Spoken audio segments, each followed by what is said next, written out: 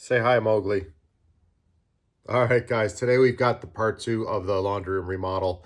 I'm going to show you some images about painting, some of the finish trim we did, and wrap it all up. Here we go. I started out by filling in all the nail holes in all the trim boards and on the baseboards and got everything sanded and ready for painting. On the shelf, I did extend or make that little opening bigger for the outlet because the cords didn't really get in there very easily, and I wanted to do that before I painted that shelf. I masked off the floor and masked off some other areas, moved out the washer and dryer so that I could paint this whole area that was kind of obscured by the washer and dryer first. And then I also made sure I marked the hot and the cold water lines because I had written that on the wall, so I wanted to make sure the pipes themselves were labeled too.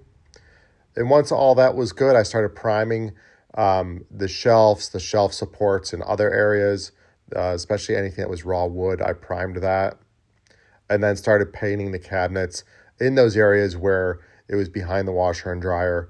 And so I got all of that painted first so that I could push the washer and dryer back. And that was starting to look pretty good. At that point, you could see the base cabinet is going to be black.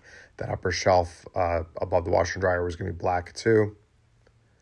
And I even painted the wall areas as well so I could move the washer and dryer back.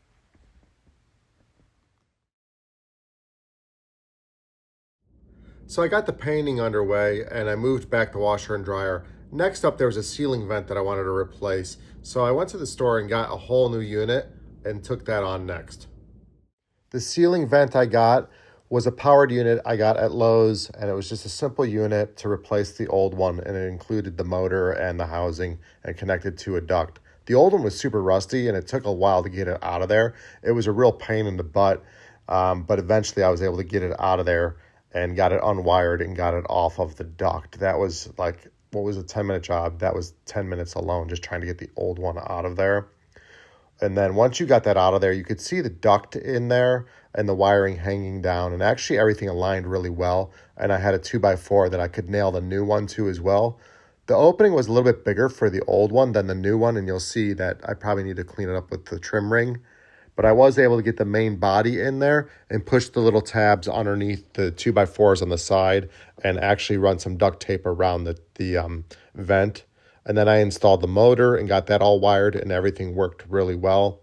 And the drywall does need to be cleaned up around there. So right now it is open. And I'll just have to create a bezel around that or just clean up that drywall someday down the road. There's a transition piece that goes between the slate tile in the hallway and the luxury vinyl tile inside the laundry room. And so I installed that. I had to drill with a 1/4-inch bit into the cement far enough down that these plastic posts could go down in there and secure the unit in place. And that was pretty easy to do with a drill bit designed for going into the cement there. In here you could see the plastic posts. They just slide on a track on the bottom, and I put 3 posts in there and then just hammered them down with a rubber mallet. And the transition piece covered up the edge of the slate, the edge of the luxury vinyl tile, and went from each door jamb side to side and cleaned it up pretty well. And I made sure I hammered it down far enough that it wasn't a trip hazard or anything like that. And I think it worked really well, and it looks very nice.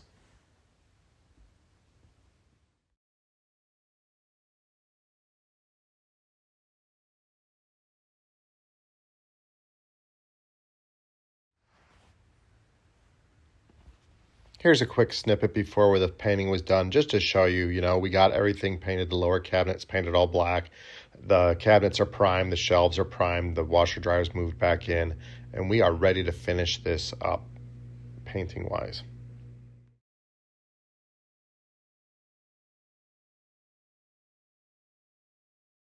Once all the painting was done, I added the hooks.